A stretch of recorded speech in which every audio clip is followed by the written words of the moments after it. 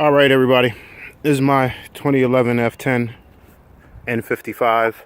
I wanted to do this video because there isn't too many do-it-yourself videos for the downpipe replacement. I bought the Evolution Raceworks non-catted downpipe, and I already did most of the prep work. Removing the downpipe isn't too bad. What I do suggest, that I just learned, is I have a DMS intake, so I suggest removing that and unplugging your O2 sensors, because they're real difficult to get to. So if you're going to unplug them, there's only, I think, 4 or 5 bolts that you got to get to remove it.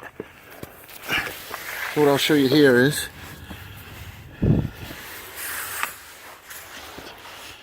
you have this bracket here. That's 1 bolt. As you see, that's your first O2 sensor. There's 2 in the downpipe here. Then if you look up, that bolt right there needs to come out. And then as you see, I've already loosened this one up. When you take that nut off, it'll probably most likely still be tight. So you have to take a hammer, hit the bottom of the bolt there to get it out. And once that loosens up, you should be able to pull it up.